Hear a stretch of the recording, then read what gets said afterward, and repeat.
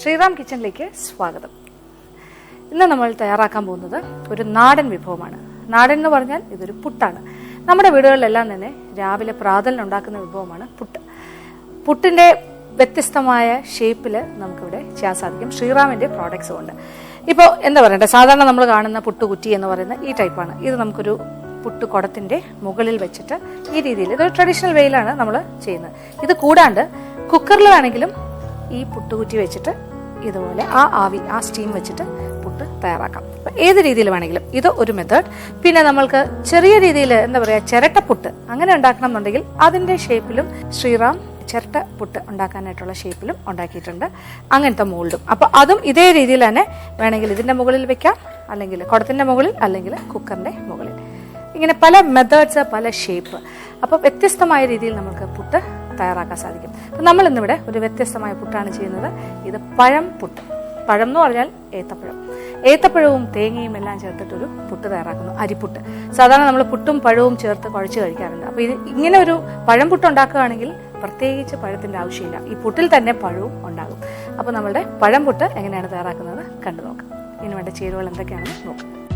പഴം പുട്ട് ചേരുവകൾ: പുട്ടിൻ്റെ മാവ് 2 കപ്പ്, ഏത്തപ്പഴം 2 എണ്ണം, തേങ്ങ ചിരകിയത് 1 കപ്പ്, പഞ്ചസാര 2 ടീസ്പൂൺ, ഉപ്പ് പാകത്തിന്,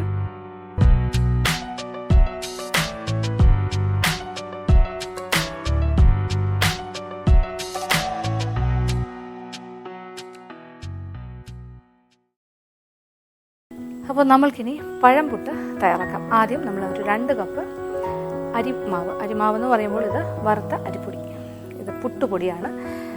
പുട്ടുപൊടി എന്ന് പറഞ്ഞാൽ വറുത്ത പൊടിയാണ് നമ്മൾ ഉപയോഗിക്കുന്നത്. 2 കപ്പ് അത് കുറച്ച് വലിയൊരു പാത്രത്തിലേക്ക് മാറ്റും. പുട്ടെന്ന് പറയുമ്പോൾ പുട്ട് നനയ്ക്കണം ആദ്യം, പുട്ടുപൊടി. അതിനായിട്ട് വേറൊരു പാത്രത്തിലേക്ക് മാറ്റാം.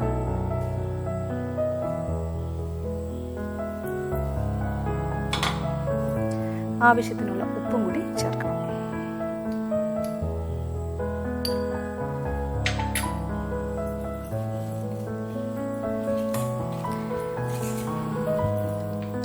ഇനി കുറച്ച് നനയ്ക്കണം.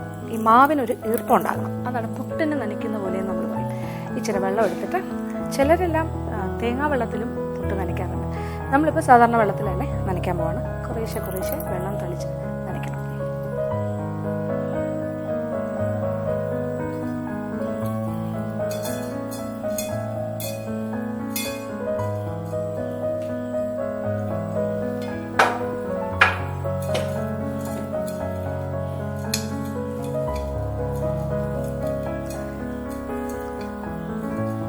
പുട്ട് നനയ്ക്കുന്ന പ്രോസസ്സ് പലർക്കും ബുദ്ധിമുട്ടാണ്. കാര്യം അതിൻ്റെ ഒരു കറക്റ്റ് കൺസിസ്റ്റൻസി, പാകം, ഇതൊക്കെ അറിയണ്ടേ. അപ്പോൾ ഇങ്ങനെ എന്താ പറയുക, നല്ല ഈർപ്പം കിട്ടുകയും വേണം, ഒരുപാട് കട്ട പിടിക്കാനും പാടില്ല.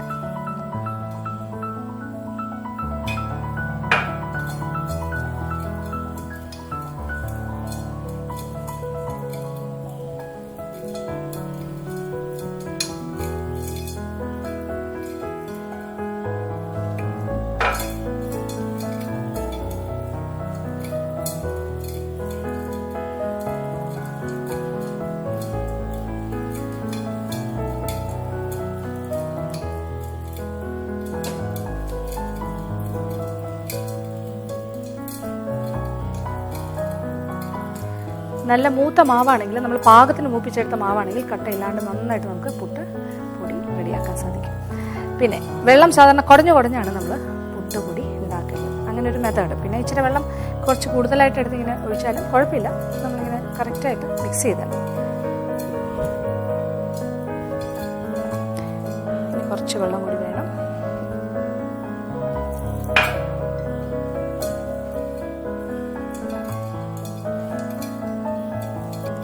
ഇങ്ങനെ നനച്ച പുട്ടുപൊടി ഒരല്പസമയം, ഒരു 10 മിനിറ്റ് സമയം മാറ്റി വെക്കുന്നത് നല്ലതാണ്. പാത്രം അടച്ച ഒരു സൈഡിലേക്ക്. അപ്പോൾ അത് കുറച്ചുകൂടി ഒന്ന് എന്താ പറയുക, ഒരു പദം വരാൻ വേണ്ടിയെന്നോ അല്ലെങ്കിൽ കുറച്ചുകൂടി ഒന്ന് ആ ഒരു പുട്ടുപൊടിക്ക് ആ ഈർപ്പം ശരിക്കും കിട്ടാൻ വേണ്ടിയിട്ടാണ് അങ്ങനെ മാറ്റി വയ്ക്കുന്നത്. ഒരു 10 മിനിറ്റ് നേരത്തെ പൊടി ഇങ്ങനെ വെള്ളം നനച്ച് മാറ്റി വെച്ചാൽ ഏറ്റവും നല്ലത്. അപ്പോൾ നമുക്കിതൊരു സൈഡിലേക്ക് മാറ്റി വയ്ക്കാം. ഇതാണ് അതിൻ്റെ ഒരു കൺസിസ്റ്റൻസി. ഇങ്ങനെ എടുക്കുമ്പോൾ നമുക്കിങ്ങനെ അറിയാൻ സാധിക്കും, കൈ കൊണ്ട് തൊടുമ്പോൾ തന്നെ ഇങ്ങനെ ഇളകി ഇളകി വീഴുന്നൊരു പാകം. അപ്പോൾ നമ്മൾ പുട്ടുപൊടി നനച്ചതൊരു സൈഡിലേക്ക് മാറ്റി വെച്ചു. ഇനി വേറൊരു പാത്രത്തിലേക്ക്, ഇത് പഴം പുട്ടാണ്, അപ്പോൾ അതുകൊണ്ട് ഏത്തപ്പഴം ഓരോന്നും 4ആയിട്ട് മുറിച്ച്, ചെറിയ കഷ്ണങ്ങളായി മുറിച്ചത്, ചതുര കഷ്ണങ്ങളായി മുറിച്ചത്, ഏതാണ്ടൊരു വലിയ ഏത്തപ്പഴമാണെങ്കിൽ 2 എണ്ണം, അല്ലെങ്കിൽ ചെറുതാണെങ്കിൽ 4 എണ്ണം ഇങ്ങനെ പീസസ് ആക്കിയത് വേറൊരു പാത്രത്തിലേക്ക് മാറ്റാം.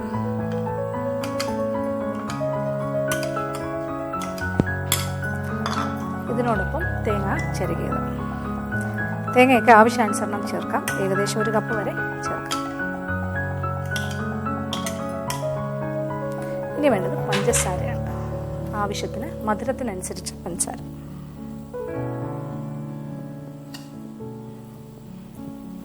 പഴത്തിന് മധുരമുണ്ട്, എന്നാലും കുറച്ച് പഞ്ചസാര നന്നായിട്ടൊന്ന് യോജിപ്പിക്കണം.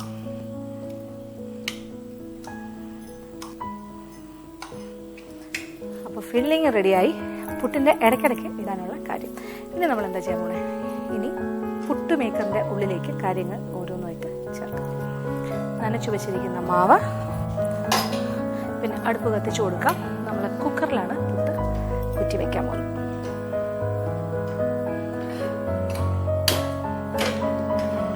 ഇനി പുട്ട് കുറ്റിക്ക് ഉള്ളിലേക്ക് ആദ്യം കുറച്ച് പഴം ഇങ്ങനെ മിക്സ് ചെയ്ത് വെച്ചിരിക്കുന്നത് പഴം മിക്സ്ചർ, പഴം, തേങ്ങ, പഞ്ചസാര.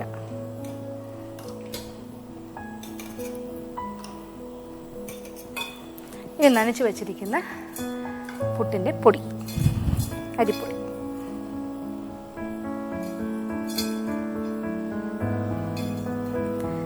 വീണ്ടും കുറച്ച് പഴത്തിൻ്റെ ഫില്ലിംഗ്.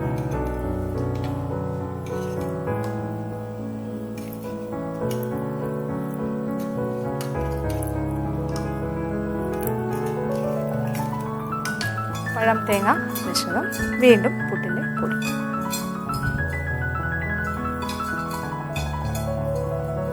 ഇനി ഏറ്റവും മുകളിലായിട്ട് വീണ്ടും കുറച്ച് പഴത്തിൻ്റെ മിശ്രിതം.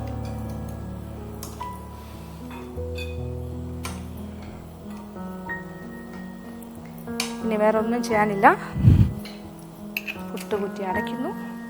ഇനി കുക്കറിൻ്റെ മുകളിലായിട്ട്, ഇവിടെ നമ്മൾ വെയിറ്റ് വയ്ക്കുന്ന സ്ഥലം, അവിടെ കൂടിയാണ് നമ്മൾ ഇങ്ങനെ ആവി വരുന്ന കാഴ്ച കാണുന്നത്. അതിൻ്റെ മുകളിലേക്ക് വയ്ക്കും. ഇനി ഒരല്പസമയം വെയിറ്റ് ചെയ്യുക. നന്നായിട്ട് ആവി വന്നു കഴിഞ്ഞാൽ നമ്മളുടെ പുട്ട്, പഴം പുട്ട് റെഡിയാകും.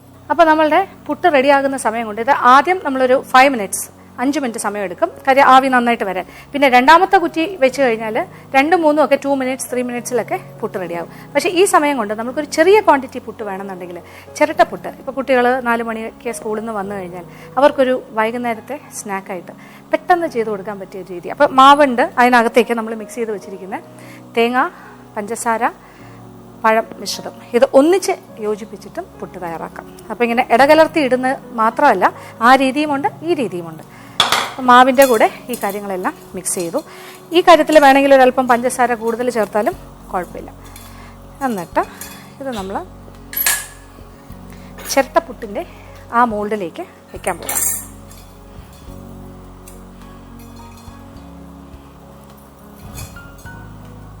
ഇത് മിക്സ്ഡാണ്, മാവ്, പഴം, തേങ്ങ, പഞ്ചസാര എല്ലാം കൂടി ചേർന്ന് വരുന്ന മിക്സ്ചർ.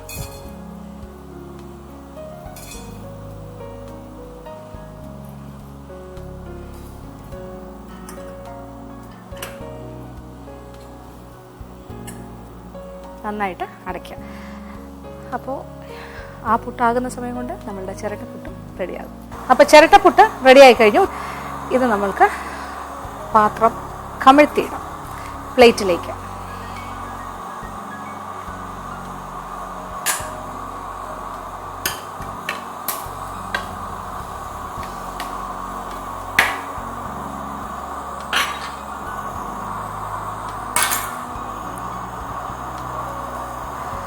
അപ്പോൾ നല്ലൊരു ചിരട്ടപ്പുട്ട് എന്ന് പറഞ്ഞാൽ പഴം കൊണ്ടുള്ള ചിരട്ടപ്പുട്ട് ഇവിടെ റെഡിയായി കഴിഞ്ഞു.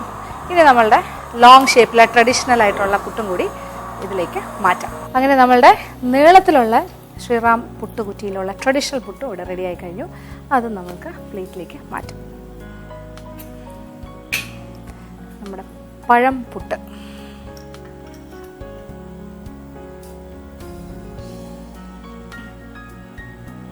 സ്വാദിഷ്ടമായ പഴം പുട്ട് റെഡിയായി കഴിഞ്ഞു. ശ്രീറാം പുട്ടുമേക്കറിൽ തയ്യാറാക്കി നോക്കുക.